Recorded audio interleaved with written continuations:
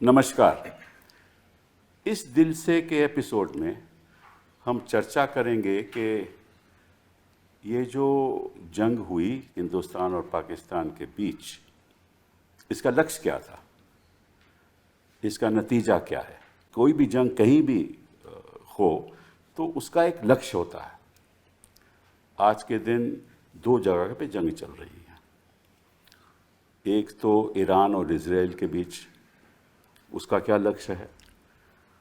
Israel चाहता है कि ईरान है वो एक परमाणु शक्ति नहीं बने, और उनके पास अगर न्यूक्लियर वेपन्स हो जाएं तो निश्चित रूप से इजराइल समझता है कि हमारे खिलाफ इस्तेमाल होंगे और हमारी एग्जिस्टेंस को खतरा है, और इसलिए वो चाहते हैं कि ईरान को ये शक्ति ना मिले। ईरान कहता है कि हम कोई इसका ऐसा इस्तेमाल करेंगे ही नहीं, हम तो चाहते हैं कि हम अपनी जनता के लिए इसका इस्तेमाल करें। बिजली अगर हम भी यही कर रहे हैं, ऊर्जा के लिए इस्तेमाल होता है, बाकी चीज़ों के लिए इस्तेमाल होता है, और IAEA के साथ बातचीत भी चल रही थी। तो उसका लक्ष्य है, इजराइल का लक्ष्य है कि हम ईरान की जो परमाणु बनाने की शक्ति है उसको ख़त्म कर दें, इसलिए वो अटैक कर रहे हैं। और जो दूसरी जगह जो चल रही है यूक्रेन और रशिया के बीच, रशिया का भी एक लक्ष्य है। रशिया नहीं चाहता कि जो यूक्रेन है वो नेटो अलायंस में शामिल हो जाए, और रशिया साथ साथ ये भी चाहता है कि डॉनबास रीजन में जहाँ मेजॉरिटी जो लोग हैं वो रशियन बोलते हैं, वो उन्हीं के पक्ष में हो जाए। और ये जो जंग है जो 2014 से चल रही है, तो हर जंग के लक्ष्य होते हैं। और निश्चित रूप से ये जो टेररिज्म का जब हमने जवाब दिया 22 अप्रैल के बाद, निश्चित रूप से हमारा भी कोई लक्ष्य होगा। तो वो लक्ष्य क्या था, हमें हासिल हुआ या नहीं हासिल हुआ, इसके बारे में आज हम चर्चा करेंगे। हमारे साथ दो ऐसे शख्स हैं जो सिक्योरिटी इश्यूज़ के बड़े जानकार हैं। पहले तो हमारे अजय साहनी साहब, thank you very much for being here. Ajay Sahni साहब एक leading expert on counter terrorism and internal security हैं, डॉक्टर अजय साहनी, और ये फाउंडर मेंबर हैं and executive director of the Indian institute of conflict management and executive director of the south Asia terrorism portal, and you also edit south Asia intelligence review. आपकी कई publications भी हैं, edit भी की हैं आपने, और अक्सर मैं आपको टीवी चैनल्स पे देखता रहता हूँ और बड़े गौर से सुनता भी हूँ। आपने एक बार हाउस ऑफ कॉमन्स में एक एविडेंस भी दी पाकिस्तान टेररिज्म के प्रति, और आपने BBC हिंदी चैनल में कहा कि ये जो हमारा जो राजनीतिक ऑब्जेक्टिव था इस जंग में, वो लगभग उसका ज़ीरो इम्पैक्ट रहा। उस पर बड़ी चर्चा भी हुई। तो thank you very much sir for being here. Praveen Sawhney साहब is also an expert in this area, co founder of the Force magazine, और सिक्योरिटी के बड़े जानकार हैं। तो अजय साहब, आपसे शुरुआत करता हूँ कि जब 22 तारीख को बैसारन में ये हमला हुआ और 26 लोग की मृत्यु हुई, तो हिंदुस्तान में तो ऐसा एक जोश बन गया, सारी देश में जोश बन गया कि भाई इसका जवाब तो देना चाहिए। तो जवाब हमने दिया और कुछ हद तक में कुछ हासिल भी हुआ। तो आपके हिसाब से क्या इसका आउटकम हमारे पक्ष में है या नहीं है? मैं दो चीज़ें पहले कहना चाहूँगा उस पर। एक तो आपने कहा कि एक जोश बन गया। जोश बना नहीं, बनाया गया। अच्छा। ये जो वृतांत था, जो नैरेटिव था, वो किसी भी दिशा में ले जाया जा सकता था। अच्छा। इस हादसे के बाद कश्मीर में कितने डेमोन्स्ट्रेशंस हुए, लोग बाहर आए, खुद बोला इन्होंने, पहली बार 35 साल के आतंकवाद में पहली बार कश्मीरी सड़क पे निकल के बोल रहा था कि आतंकवादी गलत कर रहे हैं। सही। तो वृतांत जो है उस तरफ भी ले जाया जा सकता था। लोगों को इतना, लोगों का आक्रोश, उत्साह नहीं बढ़ाने की ज़रूरत थी। वो तो चैनल्स बढ़ा रही थी ना। नहीं, चैनल्स किसकी हैं और कहाँ चल रही हैं इस वक्त सब जानते हैं कि ये एक काबिज़ मीडिया है। ये कोई अपने आप कुछ नहीं करता। ये मैं एक उदाहरण देना चाहूँगा आपको। वैसे भी हर मीडिया काबिज़ होता है, लीडरशिप जो होती है वही वृतांत बनाती है, तय करती है। अटल बिहारी वाजपेयी गए थे एक ज़माने में कश्मीर और उन्होंने कहा था कि ये आर पार की लड़ाई है, सही बात। आपको याद होगा। हाँ बिल्कुल बिल्कुल। और बहुत बिल्कुल चैनल्स उस ज़माने के इतने काबिज़ नहीं थे जितने आज हैं, लेकिन सब ने कहा कि ये आखिरन हमारे पास ऐसा प्रधानमंत्री आया जो शक्ति की बात कर रहा है, जो भारत के गौरव की बात और कर एक रहा साल तो तैनात रही वहाँ फोर्सेज हमारी। है। नहीं, ये बात की बात है। हाँ, 24 घंटे के अंदर अंदर वही वाजपेयी ने बोला कि मैं अपना दोस्ती का हाथ पाकिस्तान की तरफ बढ़ाता हूँ। सही बात। वही चैनल्स उसी उत्साह के साथ बोलने लगे कि देखिए क्या बड़ा स्टेट्समैन है। तो मैं साफ बात कहना चाहता हूँ कि ये वृत्तांत न लोगों ने बनाया न मीडिया ने बनाया, ये लीडरशिप ने बनाया है। दूसरा, आप बात करते हैं ऑब्जेक्टिव की पूर्ति की, तो एक तो है कि इसके जो कथित ऑब्जेक्टिव्स क्या थे और दूसरा है कि असल ऑब्जेक्टिव्स क्या थे। ये एक डिस्टिंक्शन होना चाहिए। कथित ऑब्जेक्टिव्स ये थे कि जो ये बहुत ही ख़राब हादसा हुआ बैसरन मैदान में, एक मैसेकर हुआ, इतने लोगों को चुन चुन के हिंदुओं को पहचान के गोली मारी गई, बहुत बुरी चीज़ थी।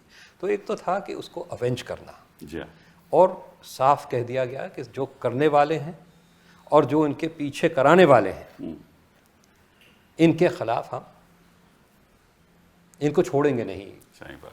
दुनिया में ये कहीं भी जाएं, हम इनको छोड़ेंगे नहीं। मिट्टी में मिला देंगे। मिट्टी मिला, कई अल्फाज इस्तेमाल किए गए, अलग अलग लीडर्स ने अलग अलग चीज़ें कहीं, लेकिन बात ये थी कि इस हादसे का आपने बदला लेना है। तो और दूसरा साथ साथ ये बोला गया कि पाकिस्तान को एक सबक सिखाना है ताकि आगे के लिए ये फिर न करें, डेटरेंस। तो ये दो मकसद थे। तो जहाँ तक ये दो मकसद की बात है, जो करने वाले थे उन्हें तो पकड़ा नहीं गया है, न मारा गया है, अभी तक कोशिशें जारी हैं। और जब भी हो, मेरे ख्याल से जब भी वो हाथ आएंगे उनको कुछ किया, वो बचेंगे नहीं, लेकिन अभी तक नहीं पकड़े गए या न मारे गए। न इनके कराने वाले कोई आइडेंटिफिएबल मारे गए।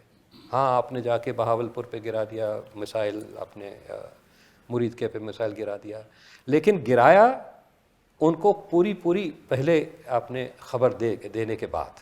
वो तो हमारे फॉरेन मिनिस्टर हैं, उन्होंने उस पर थोड़ी एक्सप्लेनेशन दी कि हमने अगर वो एक्सप्लेनेशन सही है तो इंटरनेट से उनकी स्पीच क्यों उड़ा दी गई? Why have you scrapped the internet? तो उन्होंने कहा कि हमने पहले बता दिया था कि जी हम बिल्कुल तो साफ, मैंने वो देखी हुई है, साफ अल्फाज में वो कहते हैं हमने उनको ऑपरेशन से पहले बता दिया था कि हम मिलिट्री टारगेट्स को नहीं मारेंगे, हम सिर्फ आतंकवाद के जो जगहें हैं उनको मारेंगे। तो पूरी वार्निंग उनको आपने दे दी। उन्होंने जितने हाई वैल्यू टारगेट्स थे उससे पहले ही वार्निंग किया। 15 दिन से तो आप ढिंडोरा पीट रहे थे कि हम आ रहे हैं, हम आ रहे हैं, तो वही काफ़ी वार्निंग है। उसके बाद अपने उसके ऊपर आइसिंग ऑन द केक उनको ख़ास इन्फॉर्मेशन भी दे दी कि अब हम करने जा रहे हैं।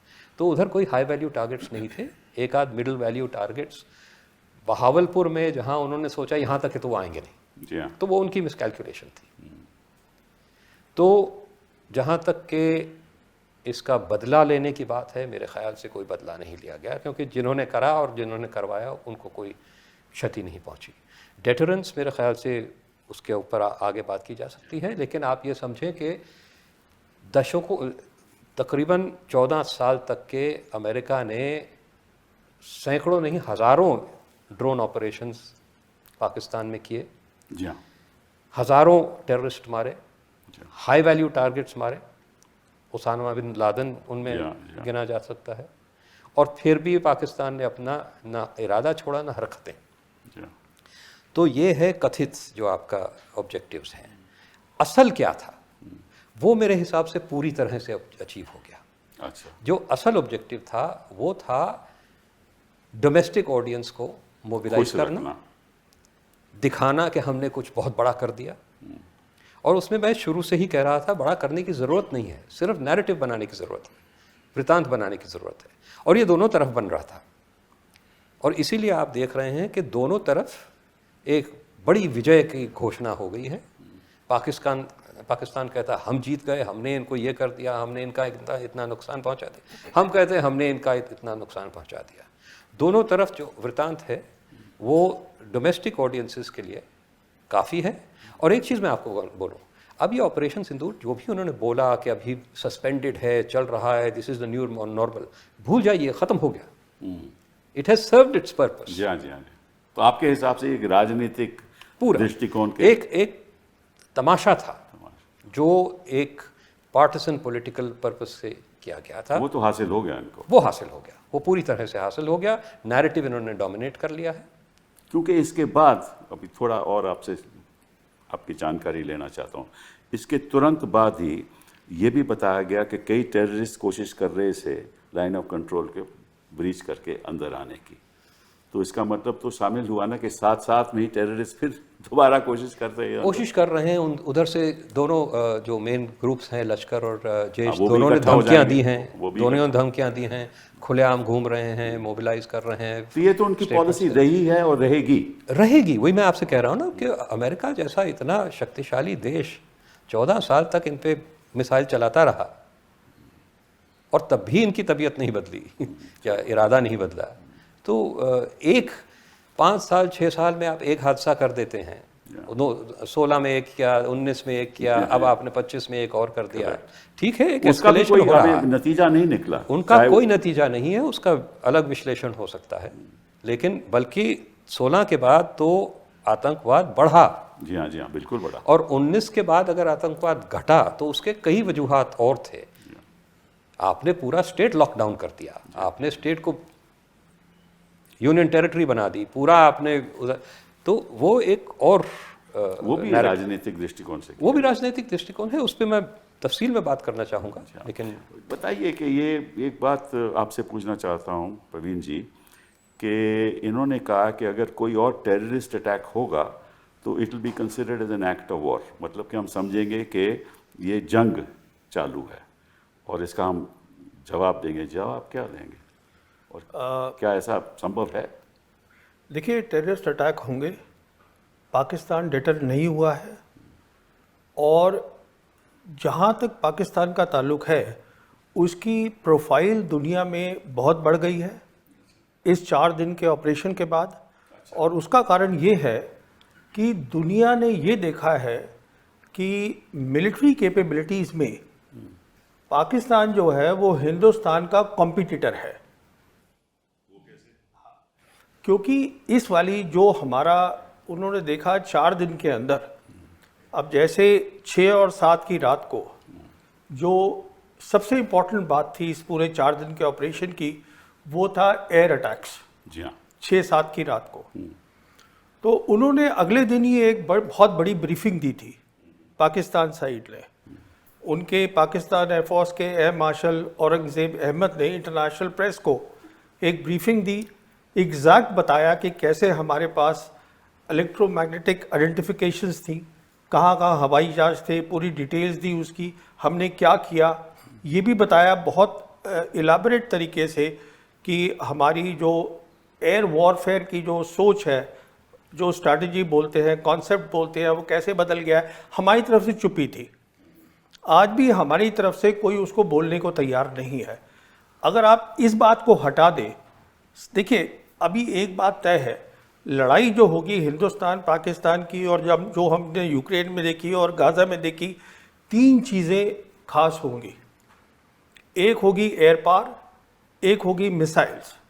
मिसाइल के साथ आपको डिफेंसिव सिस्टम्स भी चाहिए, जिसको हम बोलते हैं एयर मिसाइल डिफेंस सिस्टम्स, वो चाहिए काउंटर करने के लिए। और तीसरा ड्रोन्स होंगे। हिंदुस्तान पाकिस्तान के बीच में सबसे इंपॉर्टेंट चीज़ थी एयर वॉरफेयर, और उसमें आप नहीं बता पाए दुनिया को कि क्या हुआ, अभी तक नहीं पता। ऐसी बात तो नहीं, हमने तस्वीरें भी दिखाई हैं कि इनकी डिफेंस एस्टेब्लिशमेंट में हमने हमला किया, इनको ध्वस्त किया है। नहीं, मैं बात कर रहा हूँ 6-7 की रात को, मैं बात कर रहा हूँ सिर्फ एयरक्राफ्ट्स की। अच्छा, एयरक्राफ्ट मैं जैसे आपसे कह रहा हूँ, जो 5 एयरक्राफ्ट की बात हो रही है, 5 या 6 जो भी हैं, तो they will lead the air war. जी हाँ, जो हिंदुस्तान पाकिस्तान की अगली लड़ाई होगी वो वहाँ पर चलेगी, वहाँ पे तय होगी मेरे हिसाब से। जी हाँ। तो आप उसको नहीं बता पाए। दुनिया ने ये देखा है कि अगर आप वो नहीं समझा पाते हैं दैट मीन्स पाकिस्तान जो है वो आपका कॉम्पिटिटर है। नहीं, अनिल चौहान जी तो, I am sorry to interrupt, Anil Chauhan साहब ने तो कहा है कि हमारे कुछ राफेल हैं उन पे। नहीं, उसने कहा है कि नंबर की जरूरत। पहले एयर मार्शल भारती जो थे, हाँ, उन्होंने भी जिक्र किया कि मैं इसका डिटेल नहीं दे सकते, लेकिन कॉम्बैट सिनारियो है, उसमें नुकसान होता है। द पॉइंट इज आपको बताना है क्या नुकसान हुआ है जी, आपने क्या किया है। तो पार्लियामेंट सेशन में बताएंगे ना, ऐसे तो अब वो पता नहीं जब बताएंगे। ये बातें तभी होती हैं तो दुनिया देख रही होती है। अब हम अपना कुछ भी सोचते रहें, दुनिया देख रही है क्या हुआ है। दुनिया ने अपने नतीजे निकाल लिए हैं कि क्या हुआ है। और अच्छा देखिए, मैं आपको एक मज़ेदार बात बताऊं, ये एक बहुत इंपॉर्टेंट बात है। वो ये है कि 4 ऐसे मुल्क हैं या 4 ऐसी जगह हैं जिनके पास पूरी दुनिया का सैटेलाइट है, what is called the constellation, round the clock they can see क्या हो रहा है दुनिया में। वो कौन सी 4 हैं?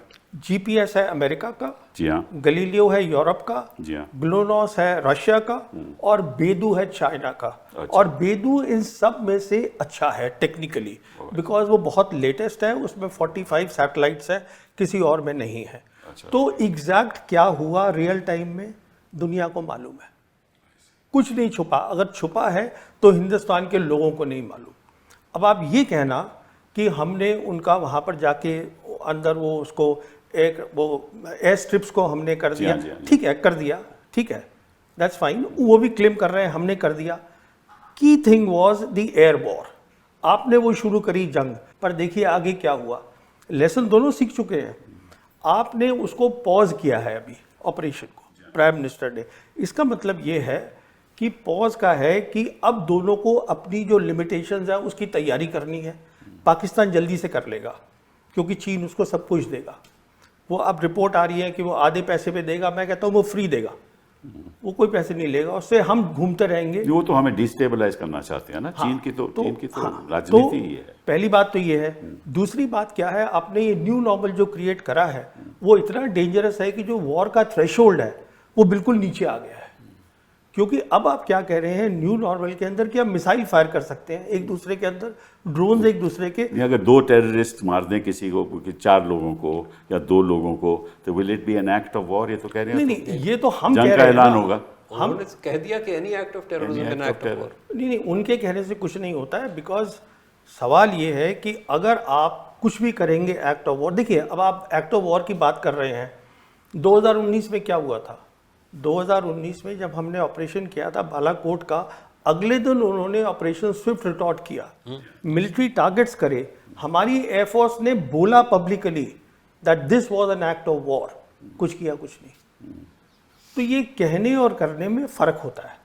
ये जो हुआ है इससे हमारी एयरफोर्स की लिमिटेशंस एक्सपोज हो गई हैं। जी हाँ, इसमें पॉज है, डेंजरसली लो थ्रेशोल्ड आ गया है। जी हाँ। और मैं समझता हूँ जॉन सी भी whichever side gets ready first they will lift the pause. नहीं, बस देखिए इसमें तो हमें थोड़ी दिक्कतें हैं क्योंकि उनके पास चीन का फुल सपोर्ट है। अगर हम कोई भी जंग में शामिल होते हैं तो हमारे 3 सेक्टर्स पे हमें जंग लड़नी होगी मेरे हिसाब से। एक तो पाकिस्तान के, एक लद्दाख में, और तीसरा बांग्लादेश। नहीं, देखिए आपको जंग 2 जगह लड़नी होगी। जो पाकिस्तान है वो पाकिस्तान अकेला नहीं है। It is what I have been calling for so many years, this is a one front reinforced war. China उसके साथ खड़ा है, सिर्फ हाथ नहीं दिखा रहा है। तो वो तो पूरा चाइना सपोर्ट कर रहा है। तो एक तो ये हो गया आपका। दूसरी जंग आपकी होगी कश्मीर के अंदर। अच्छा, जहाँ तक उनका ताल्लुक है, चाइना का ताल्लुक है, वो ये इंश्योर करेंगे जो आपकी एयरफोर्स है वो तकसीम रहेगी। जी हाँ, बिल्कुल।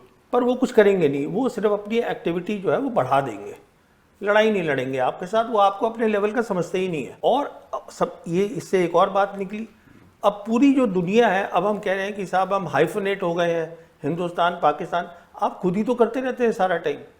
नहीं, हाइफनेट तो इसीलिए हुए हैं ना कि आपने जंग का जब इसका जवाब दिया ऐसी तरह से दिया, क्योंकि बाकी जो विश्व के देश हैं वो तो समझते हैं कि भैया ये दोनों परमाणु शक्तियां हैं इनके पास, ये तो कुछ भी हो सकता है। नहीं, देखिए तो परमाणु तो बात टेररिज्म की तो कहीं होती ही नहीं है। सारे विश्व में टेररिज्म की तो कोई बात हुई नहीं। नहीं, देखिए परमाणु शक्ति को इतनी अहमियत नहीं देनी चाहिए, मैं समझता हूँ, क्योंकि कोई इतनी जल्दी न्यूक्लियर वेपन्स यूज़ नहीं करेगा। Conventional capabilities matter. जो जंग होती है, कन्वेंशनल कैपेबिलिटीज़ मैटर, और उसमें वो दुनिया ने देख लिया है कि हमारे वो कॉम्पिटिटर हैं, वो हमसे कम बिल्कुल नहीं। मैं ये परमाणु शक्ति के बारे में एक और चीज़ कहना चाहता हूँ कि ये एक आप कह सकते हैं मौका देख के उसका फ़ायदा उठाने के लिए पाकिस्तान बार बार ये बात कहता है, और जो वेस्टर्न नेशंस हैं वो भी दरअसल कोई घबराया हुआ नहीं है कि दरअसल एक परमाणु युद्ध होने वाला है, वो भी इसका मौका का फ़ायदा उठा रहे हैं। इसी में अमेरिका कहता है, वो डोनाल्ड ट्रंप ने कहा कि millions would have died, right, इसीलिए मैंने मीडिएशन किया। वो इस क्षेत्र में अपना हस्तक्षेप बढ़ाने की कोशिश कर रहे हैं, और उनको ये जो परमाणु का थ्रेट है, एटॉमिक वॉर का थ्रेट है, एटॉमिक, ये उनको एक अच्छी बुनियाद मिलती है लोगों को डराने के लिए। आप एक चीज़ देखिए, जब ऑपरेशन पराक्रम हुआ था, फोर्स मोबिलाइजेशन हुई थी, एक गोली भी नहीं चली। जी हाँ, बिल्कुल नहीं चली। दिल्ली खाली हो गया था, सारी एम्बसीज जो थी उन्होंने अपनी बल्क स्टाफ विड्रॉ कर ली थी। आप सोचते हैं कि अगर वेस्टर्न पावर्स दरअसल सोचते कि यहाँ पे एक परमाणु युद्ध होने वाला है तो अपनी स्टाफ यहाँ छोड़ते? कोई, ये सब कहने की चीज़ें हैं, क्योंकि इस वक्त ग्लोबल एक आप कह सकते हैं डिस्टेबलाइजेशन का एक वैक्यूम है, और ये सब अपना हस्तक्षेप हर क्षेत्र में बढ़ाने की कोशिश कर रहे हैं। मैं आपसे दूसरे सवाल पे आता हूँ, क्योंकि आप you are an expert on counter terrorism. मेरा अपना जो मानना है कि हमें जंग से कुछ मिलने नहीं वाला। अगर हम जंग में जाएंगे और उनकी सपोर्ट रहेगी पाकिस्तान की, चीन उनको सपोर्ट करेगा, तो निश्चित रूप से हमें कुछ मिलने नहीं वाला। बिना जंग के हम बहुत कुछ कर सकते हैं, और ये आपकी भी सोच है, मैं समझ कि वो जो काउंटर टेररिज्म की जो हमारी स्ट्रैटेजी है, क्योंकि इस समय पाकिस्तान की बड़ी बुरी हालत है जी। उनका इन्फ्लेशन रेट बहुत बढ़ गया है, 30% से ज़्यादा हो गया है, और उनके जो प्रांत हैं वहाँ बड़ी बगावतें हो रही हैं।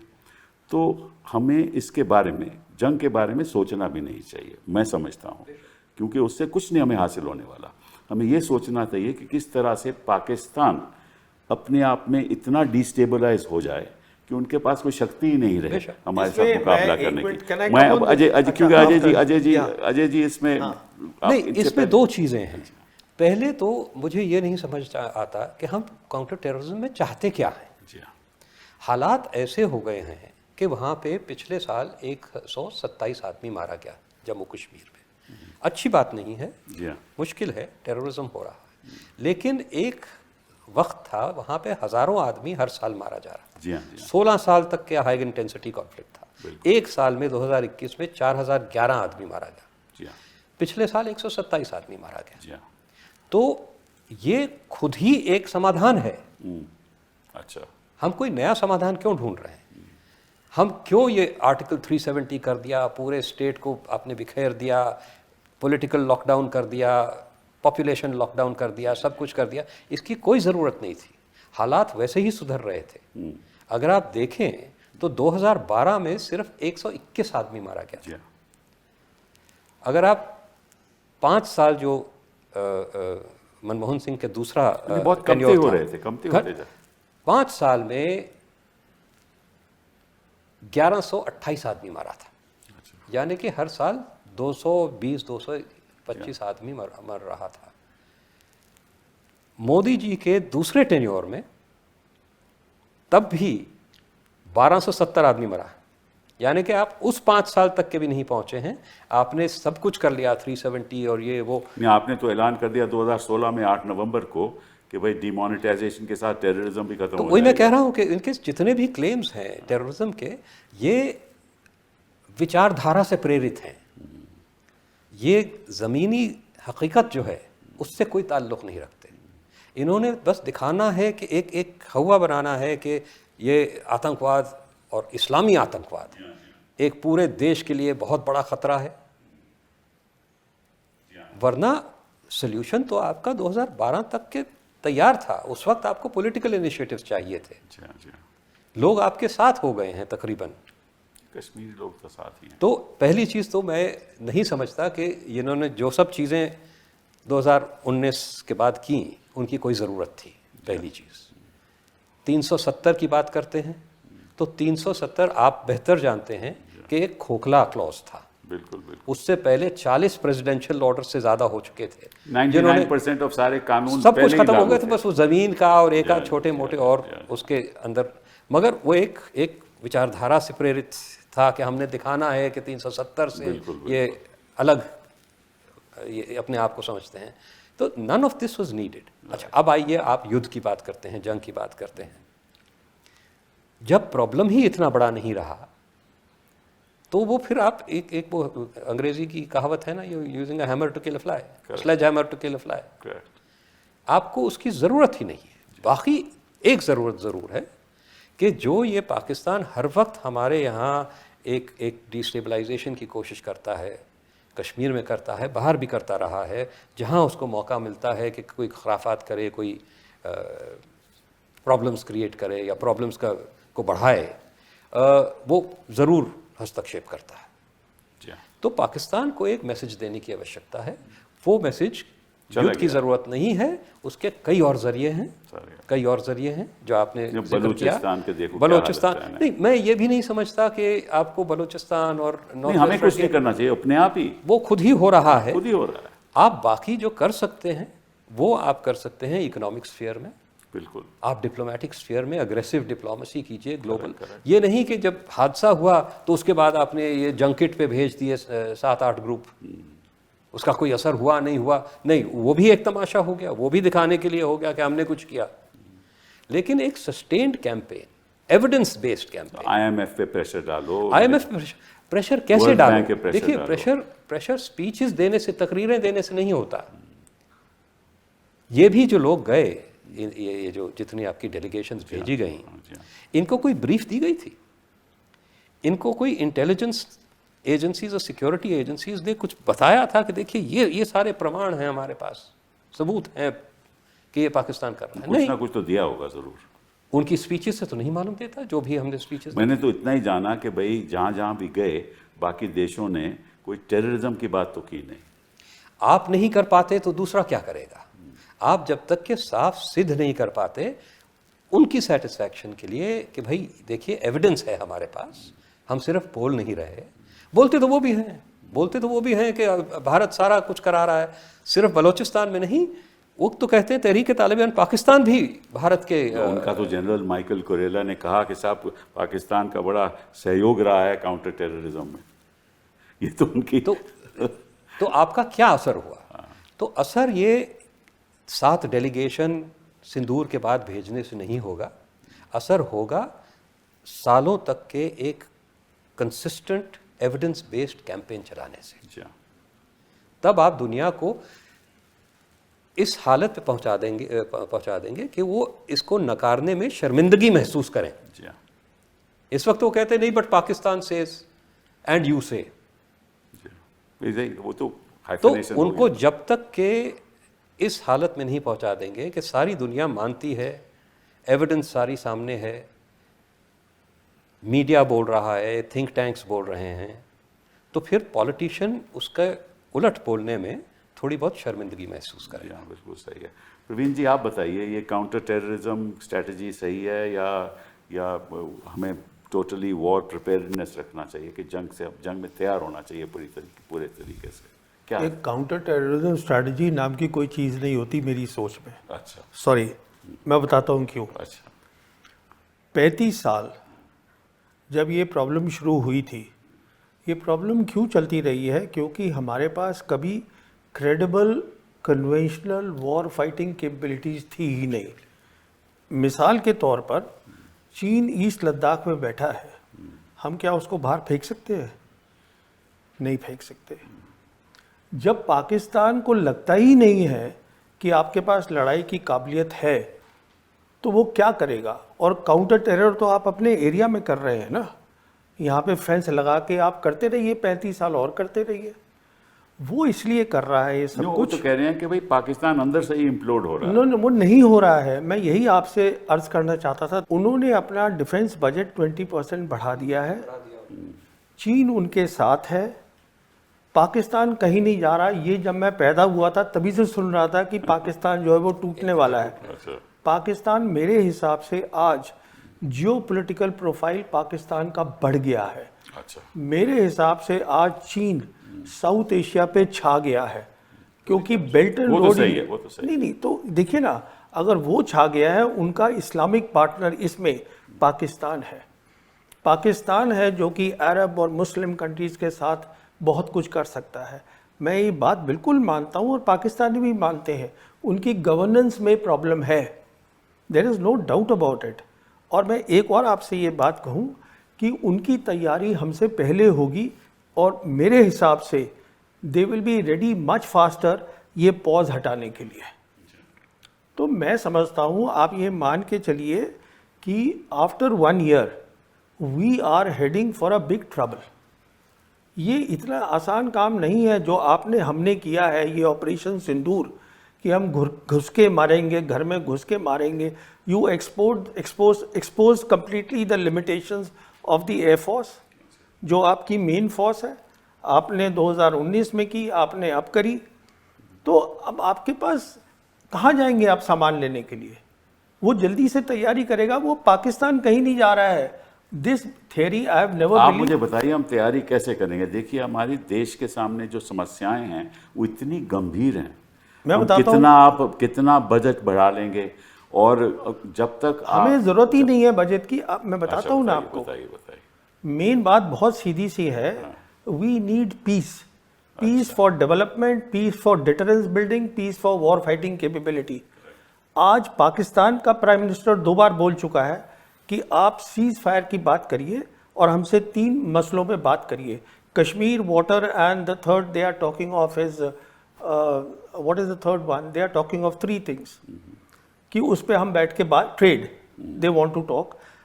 चाइना का अभी vice foreign minister Sun Weidong was here in Delhi, he met up with the foreign secretary Misri. They से कि आप डायरेक्ट फ्लाइट शुरू करिएगा। अच्छा, अभी देखिए, जो आपको ये शायद मालूम होगा, आपको तो मालूम ही होगा, Sergey Lavrov was suppose to come here, उसने अपना कैंसिल कर दिया है आना, क्योंकि हमारे प्राइम मिनिस्टर और foreign minister they are going to G7, वो वहाँ चले गए हैं। अब क्यों आ रहे थे Sergey Lavrov? We need Sergey Lavrov, of course we do. We need Sergey Lavrov because not only हमें S-400 चाहिए, हमें S-500 चाहिए। पूछिए क्यों? वो इसलिए चाहिए क्योंकि चाइना हाइपरसोनिक मिसाइल्स देगा पाकिस्तान को, जिसको हम बोलते हैं DF-17 with the hypersonic glide vehicles, they will give it to them. उसका हमारे पास कोई हल नहीं है। वो आप देख लीजिए क्या हो रहा है ईरान और इजराइल के बीच में। What I am saying is कि ये ना एक टेंडेंसी है टू से कि हमारा जो एडवर्सरी है वो हमसे कमज़ोर है, उसको अंडर एस्टिमेट करना।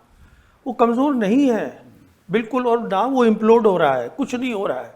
अगर खतरा है तो आपको खतरा है, ये मैं बात कर रहा हूँ। और तो अभी तो आपने कहा कि हमारे पीस इनिशिएटिव होना चाहिए। हम ग्लोबल साउथ कंट्री है, we are a global south country, हमें पीस चाहिए। हमारे 80 करोड़ लोग जो हैं वो गरीब हैं, उनके पास खाना, यही तो मैं कह रहा हूँ, तो यही मैं भी हमारे इस समय वो तो शक्ति ही नहीं है। आप चाइना से बात करिए, पाकिस्तान से, चाइना से क्यों नहीं बात करते हैं?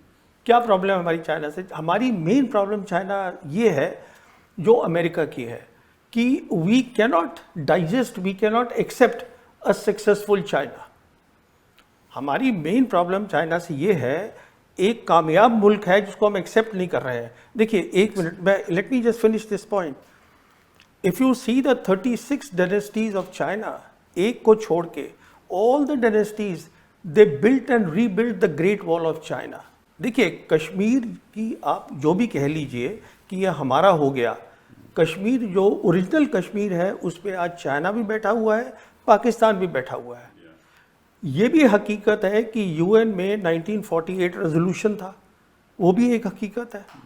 नहीं, बट उसका तो कोई अब मायना नहीं रहा। नहीं, देखिए मायना है, उसका मायना ये है कि जो उनका डिफेंस मिनिस्टर है पाकिस्तान का, ख्वाजा आसिफ, उसने 4 दिन पहले बयान दिया है, ये सुनिएगा इस बात को। 4 दिन पहले उसने ये कहा है कि हम लाइन ऑफ कंट्रोल को अब सीज फायर लाइन बोलना चाहते हैं। इसका मैं इम्प्लीकेशन 1 मिनट आपको बताता हूँ। लाइन ऑफ कंट्रोल जब बनी थी शिमला एग्रीमेंट में, इसमें 2 चीज़ें थी। पहली थी दिस वाज बायलैटरल। करेक्ट। दूसरी चीज़ इसमें क्या थी, वो क्लियरली लिखी हुई है कि neither side will use force to change the line. That's correct. इसका मतलब ये हुआ कि आप टैक्टिकली उसको हिला सकते थे, जो हम हिलाते रहे हैं। कभी हम उनकी एक पोस्ट ले लेते हैं, हमारी ले लेते हैं। Yeah. If now they are saying we want to go back to the UN resolution and the ceasefire line, उसका इम्प्लीकेशन सीधा है they are preparing for attack on Kashmir. अरे नहीं, I don't think so that they can dare to do that. देखिए, मैं तो ये भी मानने को तैयार नहीं था, और मैंने शायद आपसे सहमत नहीं हूं आपसे, मैं नहीं समझता कि ऐसा। नहीं, दैट्स ओके। मैं, आपने मुझे बुलाया, मैं अपनी आपको ओपिनियन दे रहा हूँ। जी हाँ। मैं आपसे पहले भी बात कर चुका हूँ, मैं तो ये भी मानने को तैयार नहीं था कि हम ऐसी कुछ हरकत करेंगे ऑपरेशन सिंदूर में कि we will actually cross their air space. मेरे को तो लग रहा था कि हमारी जो सिक्योरिटी टीम है, टॉप सिक्योरिटी टीम सरकार की, वो सोचे कि इसका इम्प्लीकेशन क्या है। और मैंने आपसे बात भी की थी इसके बारे में कि ये नहीं होगा। तो मुझे खुद बहुत अजीब सा लगा कि आप ऐसे कैसे काम कर रहे हैं, रियलाइजिंग फुली वेल कि आप जो है you are playing their game. नहीं, आप तो बातचीत कर रहे हैं कि भाई इनको बातचीत करनी चाहिए, सही बात है, लेकिन हमारे जो रक्षा मंत्री हैं उन्होंने तो कहा है कि हम 2 चीज़ों पे बात करेंगे, एक टेररिज्म पे, एक पाकिस्तान ऑक्यूपाइड कश्मीर पे। इन्हीं 2 चीज़ों पे बात करेंगे, उससे अलावा हम बात नहीं आप मुझे ये बताइए, चीन के साथ अगर, एंड चाइना ने रेगुलरली कहा है after 5 August 2019 that we support Pakistan security and, उसका मतलब है सिक्योरिटी एंड सॉवरेनिटी। उसका मतलब बहुत सिंपल है। नहीं, मैं आपका जवाब ले सकते हैं क्या? मैं आपसे इसीलिए जवाब दे रहा था कि जहां तक हमारा सवाल है, हम तो बातचीत करने के लिए तैयार ही नहीं है। ठीक है ना। और मेरे हिसाब से, और मैं आपकी राय चाहता हूं, बिना बातचीत से आगे बात बढ़ेगी नहीं। देखिए, मैं इससे इतना सहमत नहीं हूँ। पहली चीज़ तो बातचीत न करना भी एक बात होती है। पर तो कर चुके हैं हम 2014 से। कर चुके हैं, लेकिन बंद कर दी ना। क्यों बंद की?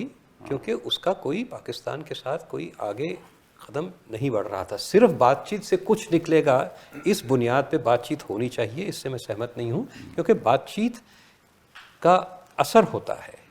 हम अगर पाकिस्तान से, और ये नहीं कि बातचीत नहीं हो रही पाकिस्तान से, बातचीत हो रही है। दोनों डीजीएमओ ने बातचीत की, इसलिए ये आपका सीज़फायर हुआ। बाकी भी बैक चैनल्स होते हैं, एनएसए जो भी हैं, तो बातचीत तो हुई ना, सीधी या किसी के ज़रिए से। एनएसएज मिलते हैं, कहीं बाहर मिल जाते हैं, अनऑफिशियली मिलते हैं, साइडलाइंस पे बातचीत होती जाती है, इंटरनेशनल मीटिंग्स पे। बातचीत का मतलब एक पॉलिटिकल लेवल पे, वो पॉलिटिकल लेवल पे जब आप बातचीत करते हैं, उसके 2 इश्यूज होते हैं। पहले उसकी कुछ बुनियाद बने कि भाई प्राइम मिनिस्टर जाएंगे, उसका कोई असर होगा, या आपके एक्सटर्नल अफेयर्स मिनिस्टर जाएंगे, तो एक कोई बेसिक वर्क हो चुका है, उसके बाद कुछ फाइनलाइज होने जा रहा है। दूसरी चीज़, जब आप एक पाकिस्तान से बातचीत करते हैं, तो आप दुनिया को एक मैसेज दे रहे हैं कि ये एक रैशनल एक्टर है, ये सुलह करना चाहता है, जो सच नहीं है, क्योंकि इनसे हमने कई बार बातचीत की, और ये बातचीत और आतंकवाद साथ साथ चला रहे हैं, चलाते रहे हैं, और फिर भी चलाएंगे। ये बातचीत का एक कवर लेके चलते हैं। तो मैं इससे सहमत नहीं हूं कि बातचीत से सब चीज़ें रिजॉल्व हो सकती हैं। प्रॉब्लम ये है कि हमारी जो पॉस्चर्स हैं, वो हमारी शक्ति के साथ रेकनसाइल नहीं होते। सही बात है। आपने जो, मैं पूरी तरह से सहमत हूँ इस पर कि ये जो हम पाकिस्तान ये सब हिम्मत करता क्यों है, क्योंकि हमारी कन्वेंशनल डोमिनेंस नहीं। कन्वेंशनल डोमिनेंस क्यों नहीं है? क्योंकि हमने डिफेंस पे कभी इन्वेस्ट ही नहीं किया।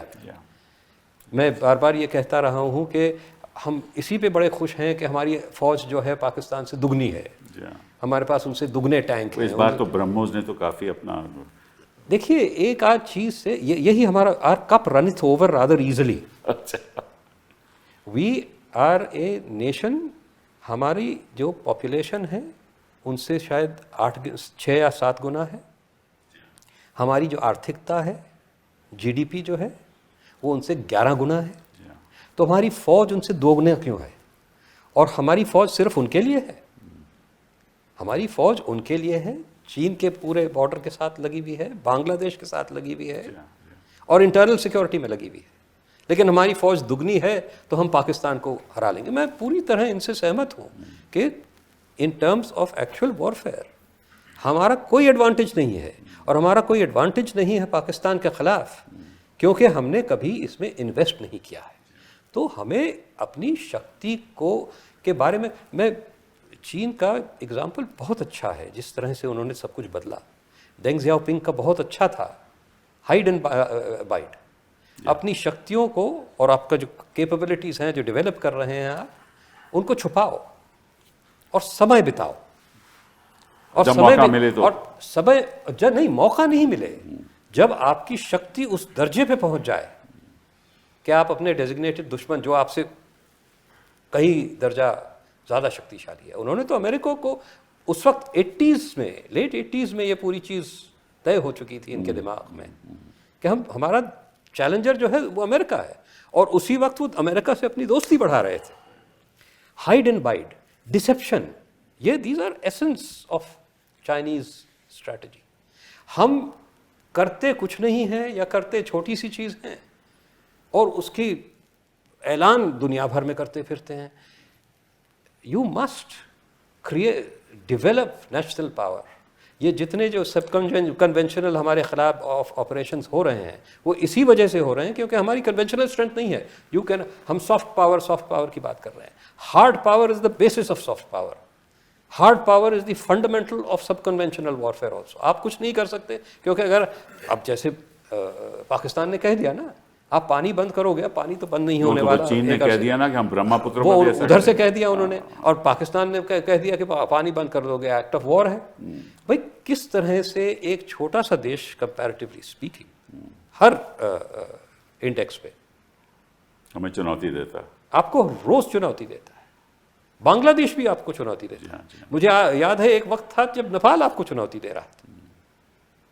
क्यों? क्योंकि दो चीज़ें हैं उसमें। एक तो हमने अपनी जो दिफा की शक्ति है उसको नहीं बढ़ाया, और हम उल्टी चीज़ों के पीछे भागते रहते हैं। We will have blue sea capability, we will police the entire Indian Ocean region, हम अमेरिका के साथ मिलके एशिया पैसिफिक को डोमिनेट करेंगे। अरे किस चीज़ से डोमिनेट करोगे जब आप अपने, जब आपकी आर्थिक स्थिति इतनी वीक है। आर्थिक स्थिति छोड़ दीजिए सर, आर्थिक स्थिति कुछ नहीं होती।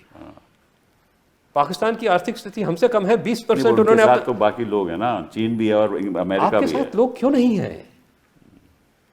ये सारा क्षेत्र आपका था, बैकयार्ड था, लेकिन इस बैकयार्ड को आपने बैकयार्ड समझ दिया। किसी के साथ आप नहीं खड़े हुए। पड़ोसी हमारे साथ, पड़ोसी आपके साथ क्यों नहीं है? क्योंकि आप उनके साथ नहीं खड़े हुए।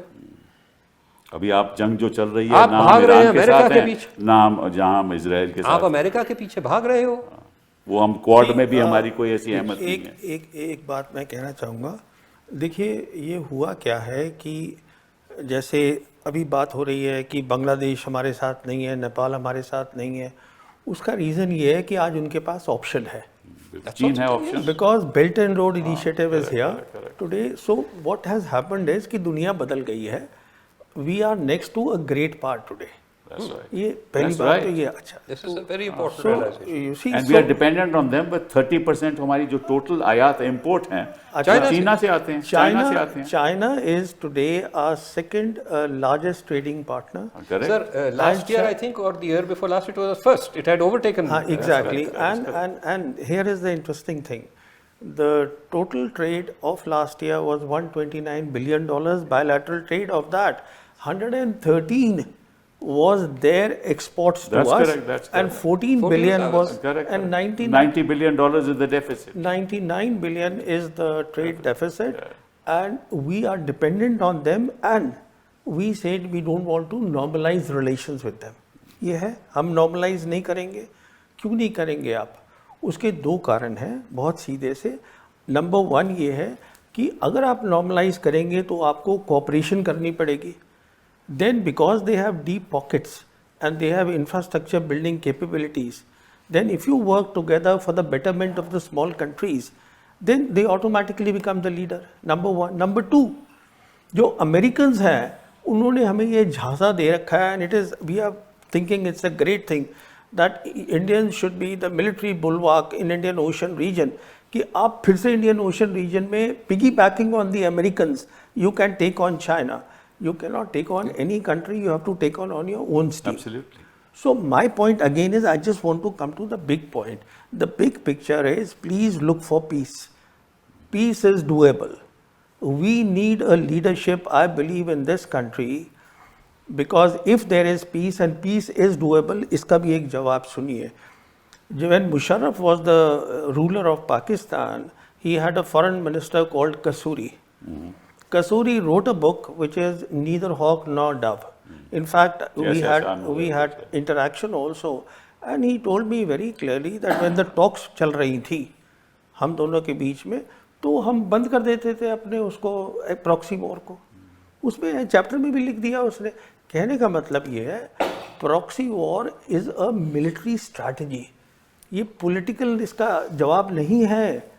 It is a military strategy on their part to make sure that you talk on Kashmir. The problem is, मैं आपसे सहमत हूँ. Problem is that when you go to any negotiation, मैं तो अपने law की बात कर रहा हूँ, you always go either in a position of strength or minimum equality.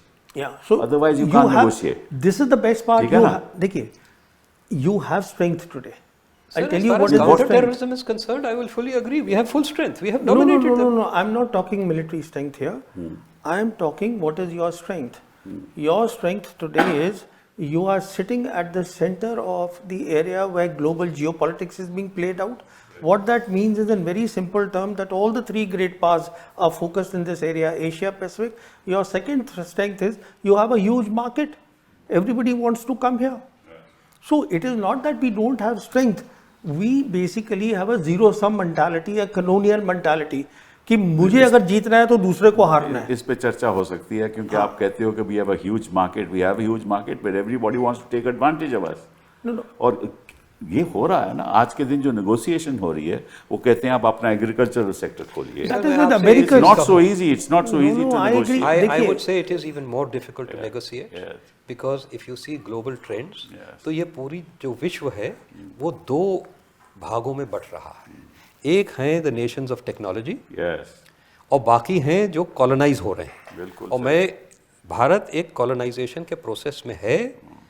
आप चाइनीज इंपोर्ट्स की बात कर रहे हैं, वो हमसे लेके क्या जाते हैं? और प्राइमरी गुड्स. करेक्ट. और हमें बेचते क्या हैं? Finish goods. बिल्कुल.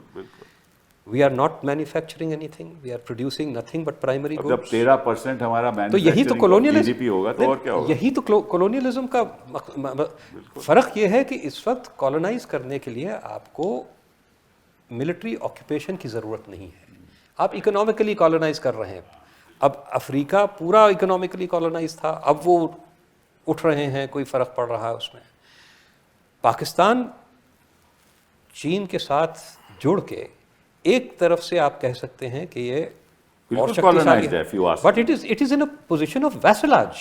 कॉलोनाइजेशन के भी आगे. बिल्कुल. It is a vassal state. बिल्कुल. अच्छा, अब देखिए हिंदुस्तान में क्या हो रहा है. हमारा जो टोटल ट्रेड है अमेरिका के साथ, annual trade, it is well under $200 billion annually. हमें अगले 5 साल में मिशन 500 करना है. यही तो हम कह रहे हैं. 500. तो और हम जो है वो बार बार, ट्रम्प 13 बार बोल चुका है, 13 बार बोल चुका है कि मैंने लड़ाई लड़वाई. हमारा प्राइम मिनिस्टर कुछ नहीं बोल रहा है. हाँ, सॉरी, हमारे प्राइम मिनिस्टर चुप बैठे हैं, वो कुछ बोल ही नहीं रहे उसके ऊपर. ठीक है. We are kowtowing to America today. Absolutely. उसमें कोई शक नहीं. नो, बट हमारे पास कोई economic, it is a choice of vassality. It is a choice of vassality. हमारे पास है ना ऑप्शंस. मैं यही तो आपसे कह रहा हूं. आप कहते हैं ऑप्शन ये है कि बातचीत करो. No, this is, I am not saying that. I am saying you are part of global south. You strengthen the institutions of global south. BRICS, next year BRICS आपके पास है. अभी ब्रिक्स ब्राजील में है. आपकी लीडरशिप क्यों कोई accept करेगा सर? आपके पास ना टेक्नोलॉजी है, ना इकोनॉमिक पावर है. आपकी पर कैपिटा इनकम ब्रिक्स की कंट्रीज में सबसे कम है. आपकी कोई स्ट्रेंथ नहीं है. बट वी, और चीन वहां भावी है ब्रिक्स में भी. बिल्कुल. मैं आपसे वही कह रहा हूं ना. तो देखिए, ये एक अलग सोच है, वो मैं बताना चाहता हूं. थोड़ा सा मैंने कन्फ्यूशियस पढ़ा है, ये जिसको चाइनीज फॉलो करते हैं. उसका ये सोच है कि जैसे ह्यूमन बॉडी है, ह्यूमन बॉडी में ब्रेन का अलग काम है, लंग्स का अलग काम है, हार्ट का अलग काम है, हाथ का अलग काम है, बट अगर ये सब अपनी अपनी जगह पर काम नहीं करेंगे तो ह्यूमन बॉडी नहीं बनेगी। Similarly in universe there are big countries, there are small countries, they all can coexist. No, you are right. एक मैं आपको और मिसाल देता हूँ, एक मिनट आप सुनिएगा। We all agree that this is a multipolar world. ये एक बात देखिए, मल्टीपोलर वर्ल्ड का मतलब ये हुआ कि इस समय यूएन के 193 कंट्रीज हैं, big and small. That means they all should have independence to form their own foreign policy. अच्छा, if we believe in a zero sum game तो इंस्टेबिलिटी रहेगी दुनिया में हमेशा। But if we look at the other side, what is happening, which is happening in the global south today, excluding India, then they are looking at a win-win situation, how we all can win. So उसमें आप stability ला सकते हैं 5-10 साल में। This is my point. Balance of power politics, zero sum game, you can never bring stability. नहीं, I agree with you. मैं कुछ और कह रहा हूँ जी। ये स्टेबिलिटी आप ला सकते हो डेफिनेटली, पहले अपने देश को तो स्टेबल रखो।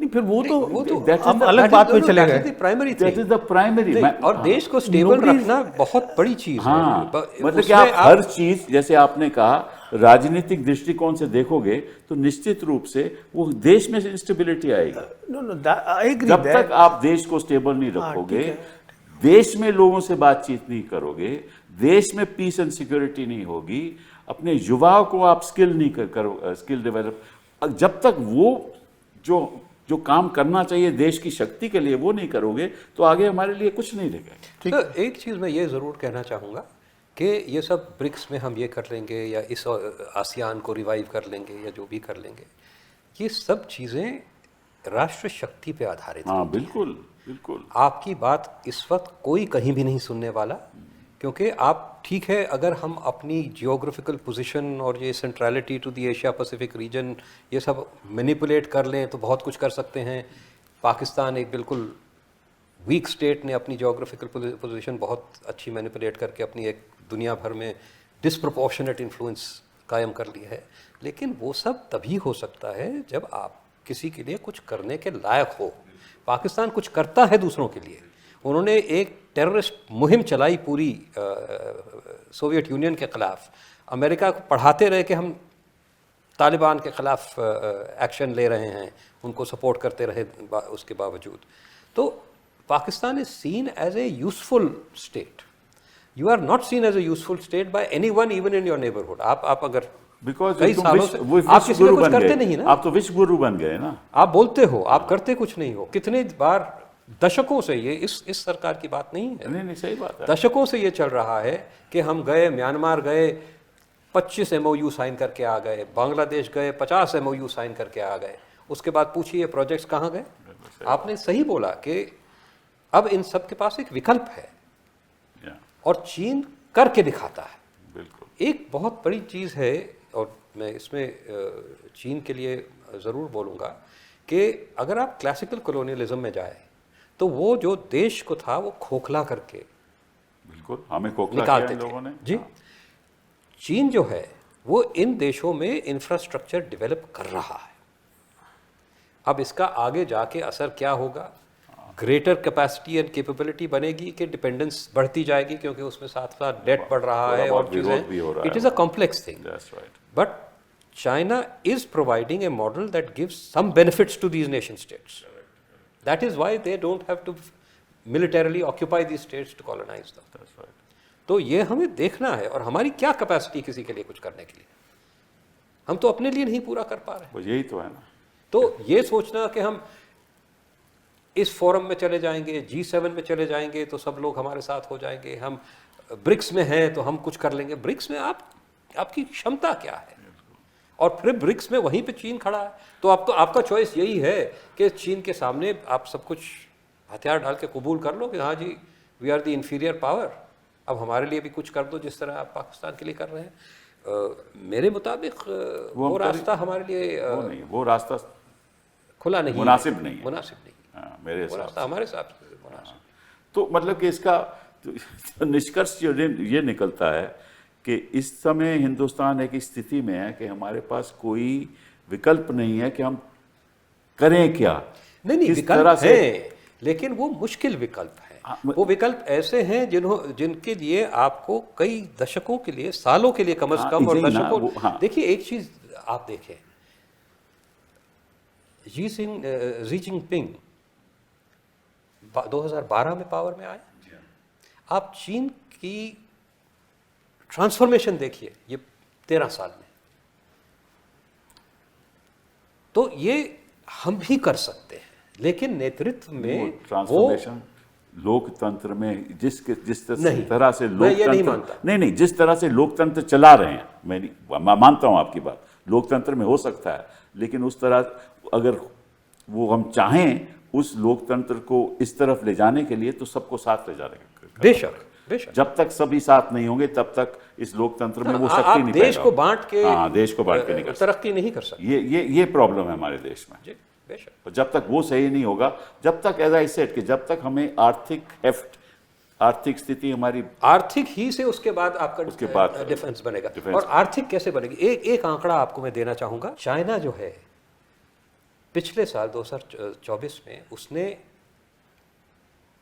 रिसर्च एंड डेवलपमेंट पे 495 ऑलमोस्ट, ज्यादा भाई साहब, no that's the 800 billion dollar तो अमेरिका, सब लगभग 800, और 650 से ज्यादा चाइना।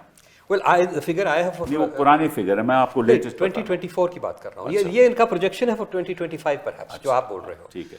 2024 का फिगर जो है वो 496 बिलियन डॉलर्स का है, जिसमें आप एक और चीज देखिए कि तकरीबन 250 billion dollar basic research. It is 26 billion, 0.7 billion of 3.8 trillion, sorry 0.7% of 3.8 trillion. आप खुद कर लीजिए 26 आता है। सी द थिंग इज कि चाइना में एक वो होता है रिसर्च का पैसा जो कि फेडरल गवर्नमेंट दे रही है, प्लस जो उनकी प्रोविंसेस होती हैं वो अलग है। तो it is not only private sector के रिसर्च आ जाता है, लेकिन हमारे भी प्रदेश नहीं, हमारे यहाँ कोई पैसा नहीं लगा रहा प्राइवेट सेक्टर में। दैट्स द प्रॉब्लम ना प्राइवेट सेक्टर लगा रहा है, न प्रदेश लगा रहे हैं। मैं कितने सालों से बोल रहा हूँ कि R&D में जब तक आप खर्चा नहीं करोगे, इन्वेस्ट उसमें नहीं करोगे। देखिए आप इकोनॉमिक की बात कर रहे हैं, तो ये चेन है। It is R&D gives you technology, technology gives you economics. IP.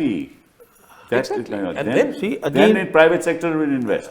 उसके बाद ही again it comes to a very simple thing. जब आप पैसा डालते हैं R&D में, it's a long term project. You need peace first. एक मिसाल के तौर पे, Sir, मिसाल के तौर peace तौर तो पे है हमारे नहीं यहाँ नहीं के। है ना। ये जैसे आत्मनिर्भरता की बात हो रही है। Now coming back to operation Sindoor, जहाँ से हमने बातचीत शुरू करी थी, बात हो रही है 5th जनरेशन एयरक्राफ्ट हम बनाएंगे, अपना इंजन अमेरिका से लाएं, जापान कह रहा है हमसे इंजन ले लो, ये कर लो वो कर लो, ये सब बात चल रही है आत्मनिर्भरता की। अरे भाई, जब आपने वॉर का थ्रेशोल्ड इतना नीचे कर दिया है तो आप कहाँ से ये क्या कर रहे हैं? वो आपका एयरफोर्स चीफ रोज कह रहा है कि मुझे ना तो हैल कुछ दे पा रहा है, ना DRDO कुछ दे पा रहा है। कहने का मतलब ये है, वही मैं बात कह रहा था, पीस इज डूएबल। मैं फर्स्ट इंटरनल पीस, अब वो दूसरी बात है। मैं तो आपने सिंदूर की बात करी तो मैं उस कॉन्टेक्स्ट में बोल रहा हूँ। ठीक है। नहीं, ये जो आपने कह दिया ना कि एक्ट ऑफ वॉर है, हर act of terrorism act of war होगा, तो ये आपको जैसे आपकी FDI डिस्टेबलाइज कर देगी। कोई नहीं पैसा डालेगा अगर आप हर रोज बाहर जा रहा है FDI। नहीं, कोई आपसे अर्ज कर रहा हूं। Exactly no, he is right. ये बाहर जा रहा है FDI। तो आप FDI बाहर जा रहा है, आपके जो हाई वैल्यू इंडिविजुअल्स हैं वो भाग रहे हैं यहाँ से। तभी तो कहा ना कि जब तक देश की स्थिति में बदलाव नहीं आएगा तब तक देश आगे नहीं बढ़ पाएगा। और देश की स्थिति में तब तक बदलाव नहीं आएगा जब तक कि आपकी नीतियां स्टेबलाइज न हो। आप एक तो रूल ऑफ लॉ खत्म हो चुका है। आप हर Supreme Court, sir Supreme Court कहता है आप बुलडोजर नहीं लगा सकते बिना, तो लगाते हैं, कोई फर्क नहीं पड़ता। तो अगर सुप्रीम कोर्ट की जजमेंट्स की कोई वैल्यू, ऑर्डर्स की कोई वैल्यू नहीं रही है, तो फिर कौन आप पे एतबार करेगा? अजय जी और प्रवीण जी ऐसे ऐसे मुद्दे उठा रहे हैं जिसकी देश के भविष्य का कोई ताल्लुक ही नहीं है जी। कोई ताल्लुक आप बोलते रहते हैं, मैं तो बोलता रहता हूँ। लेकिन जब तक मैं तो इसीलिए बोलता हूँ कि भाई पहले तो देश में शांति लाओ, सबको साथ लेकर आगे बढ़ो, तभी देश आगे बढ़ेगा ना, तभी हम किसी से बातचीत कर पाएंगे। हम तो चाहते हैं बातचीत हो, लेकिन आप कहेंगे हम तो बातचीत करेंगे ही नहीं क्योंकि हम तो विश्व गुरु बनने वाले हैं, तो फिर आगे देश कैसे बढ़ेगा?